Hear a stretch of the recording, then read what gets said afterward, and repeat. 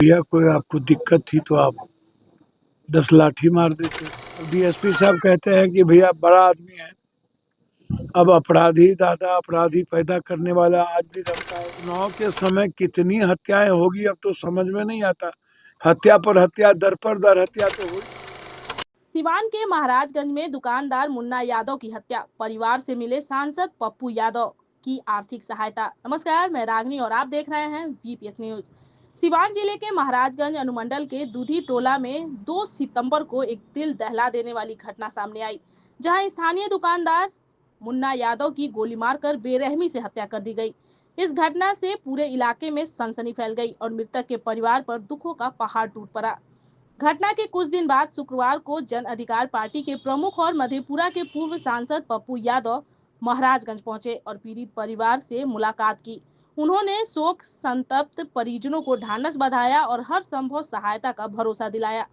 सांसद पप्पू यादव ने मुन्ना यादव की पत्नी को 25,000 की तत्काल आर्थिक सहायता दी और मृतक की बेटी के नाम पर 50,000 की एफडी कराने का भी आश्वासन दिया। उन्होंने स्पष्ट शब्दों में कहा है कि वे मामले में पुलिस प्रशासन से मिलकर अपराधियों की जल्द गिरफ्तारी के लिए दबाव बनाएंगे। पप्पू यादव ने इस जघन्य हत्या पर गहरी चिंता व्यक्त करते हुए कहा कि बिहार में अपराधियों का मनोबल लगातार बढ़ता जा रहा है।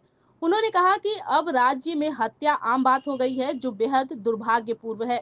उन्होंने जोर देकर कहा कि मुन्ना यादव हत्याकांड के सभी अभियुक्तों की अविलंब गिरफ्तारी होनी चाहिए और उनकी संपत्ति की जब्ती, कुर्की की कार्रवाई भी की जानी चाहिए। सांसद ने यह भी आरोप लगाया कि सिवान जिले में अपराधियों को राजनीतिक संरक्षण मिल रहा है और कुछ प्रभावशाली मंत्री उनकी मदद कर रहे हैं। उन्होंने मांग की कि इस पूरे मामले की निष्पक्ष जांच कराई जाए ताकि दोषियों को सख्त से सख्त सजा मिल सके। इस घटना के बाद इलाके में दहशत का माहौल है और लोग कानून व्यवस्था पर सवाल उठा रहे हैं।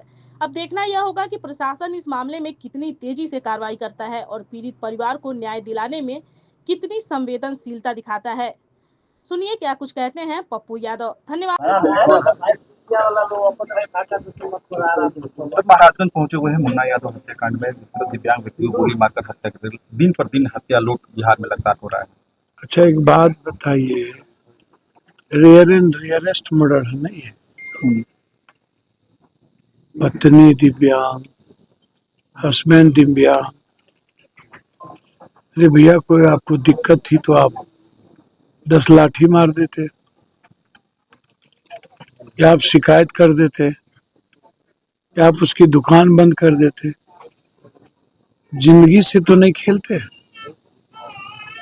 2 छोटे मासूम बच्चे, पत्नी घर से निकलने वाली नहीं, कोई डर नहीं। थाना प्रभारी 7 घंटा आते नहीं है, एसडीओ आते नहीं है, और उसके बाद नाम दो किसी का और नाम इन्वॉल्व कर दो। 2 से 3-4 आदमी वहां पर मौजूद, 8-8 आदमी का नाम दे दो, इसमें भी साजिश, हर चीज में साजिश। और जो जब नाम दिया गया, जो लोग दुनिया ने देखा किसने मारी, तो आप आंख बंद करके उसकी कुर्की करिए, खत्म करिए। या लाली को जो मारा तो साफ शब्दों में है कि ओम प्रकाश ने कहा कि जो यहाँ बदली होकर के आया है जिसको सस्पेंड करना चाहिए, प्रशांत, सीधा कहा कि तुमको या तो हम इनकाउंटर कर देंगे या तो तुमको मरवा देंगे। अब डीएसपी साहब कहते हैं कि भैया बड़ा आदमी है, अब अपराधी दादा अपराधी पैदा करने वाला आज भी धमका है उसके भाई को जाके। वो बड़ा आदमी है, हम क्या करेंगे? बड़ा आदमी पर हम हाथ नहीं डालेंगे। और प्रशांत एएसआई लगातार मारने की और मरवाने की धमकी दे रहा था,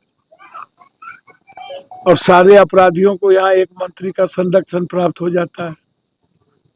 अरे मंत्री जी, राजनीति अपने जगह पर है, ये पॉलिटिकल मर्डर है लाल इकबाल, और ये बिल्कुल दादा बनने के लिए मार दिया गया।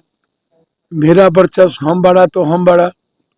अब वर्चस्व के लिए हत्या, पॉलिटिकल हत्या। अब तो चुनाव के समय कितनी हत्याएं होगी अब तो समझ में नहीं आता। हत्या पर हत्या, दर पर दर हत्या तो हो ही रही है।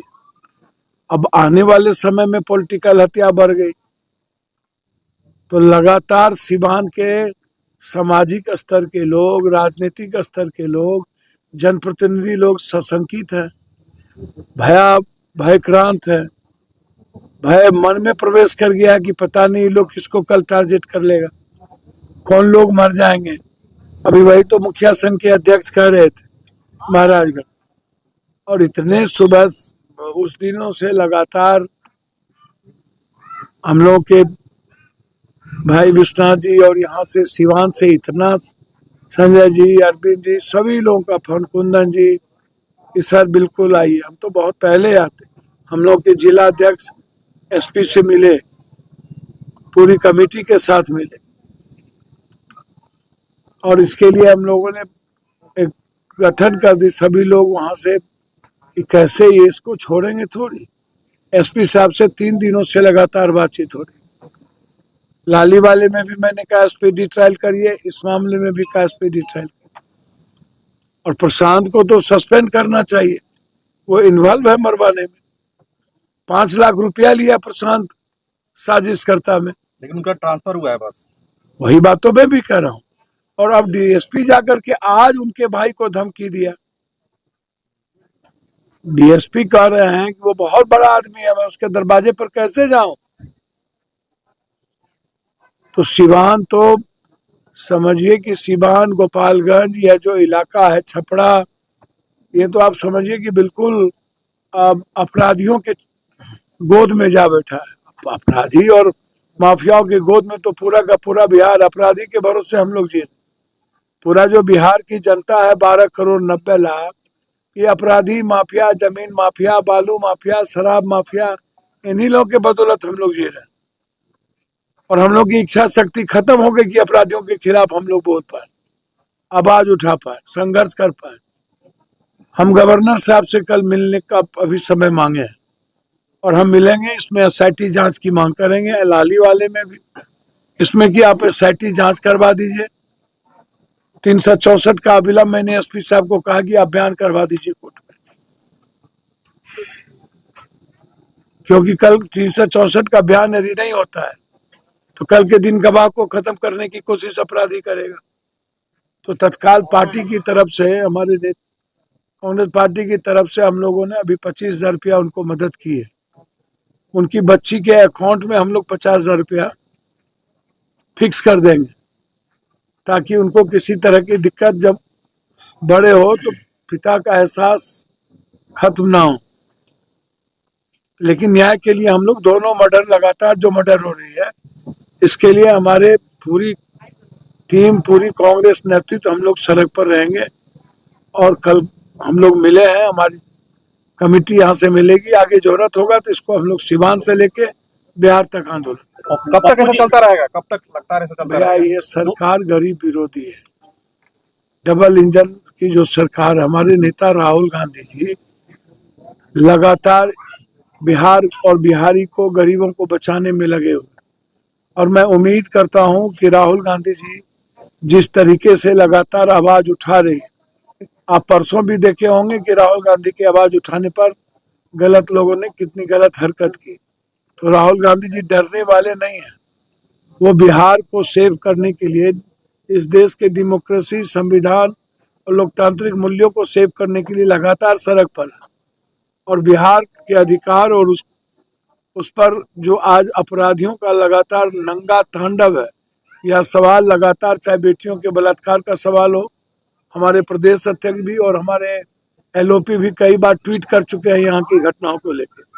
इसलिए मैं इतना तो जरूर कहूंगा कि यह सरकार बिल्कुल गरीब विरोधी है, दलित विरोधी है, यह सरकार मानव विरोधी है। इसलिए इस सरकार को जाना तय है, और इस सरकार को हम लोग मिलकर खत्म। तेजस्वी यादव, लाली यादव परिवार से मिले वहां, और यहाँ तक नहीं पहुंचा। नहीं भैया, कहीं तो पहुंचे ना, हम लोग वहाँ पहुंचे, हम लोग यहाँ पहुंचे। धन्यवाद। मैं रागनी और आप देख रहे थे वीपीएस न्यूज।